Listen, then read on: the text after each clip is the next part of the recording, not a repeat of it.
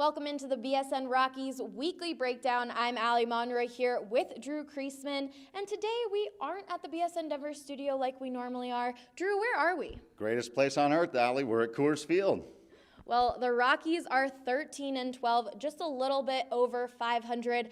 Drew, I know it's early, but what have you seen from this team's performance so far this season? Well, they're keeping their heads above water, which is either disappointing or maybe encouraging, depending on how you tend to look at it. This team had a lot of expectations on them. I know a lot of people were thinking maybe they could win the division if they get out to a hot start, especially. Hasn't gone that way. At the same time, they really haven't played too many complete games, maybe until last night. They've been making a lot of mistakes. They haven't had great pitching, offense, or defense, which is uncharacteristic of them. So to this point, they really haven't played especially well, and as you mentioned, above 500. So if you want to look at it that way, could be some encouraging signs moving forward. Like you mentioned, the pitching has been a huge topic of conversation for this team. There are some days where they look great, like last night. Kyle Freeland gave up just 3 hits in 7 innings. And then there's other nights where they just don't seem to have it. What do you think this pitching rotation needs to do to improve?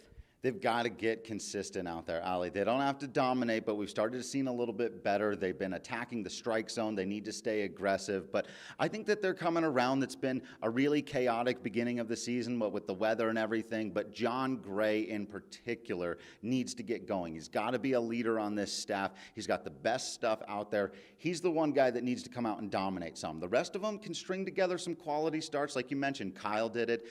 Tyler Anderson had one the other night. So I think we're about to see a lot more of that. Well, we've finally had a chance to see some of the rookies we talked about all offseason, like Ryan McMahon and David Dahl. What are a few positives you've seen from them? Well, McMahon had a really rough start, but he's gotten it going lately. As soon as he started to get some regular at-bats, he was putting them together. He's taking walks. He's seeing pitches. He looks much more comfortable at the plate. He's driving the ball the other way. So all encouraging signs from him.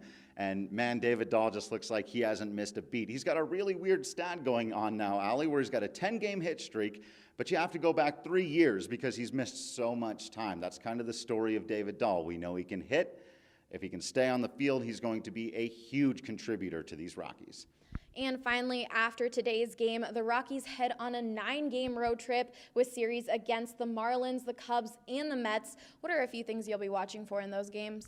Really just one main thing, Allie. It's got to be consistency, whether it's on offense, defense, pitching. They don't need to dominate. They just need to play games that are free of really bad mistakes in key situations, not so much chaos, really putting a damper down on those innings that totally get away from them. Having a long stretch of games here where they play a consistent brand of baseball, I think they're going to be just fine.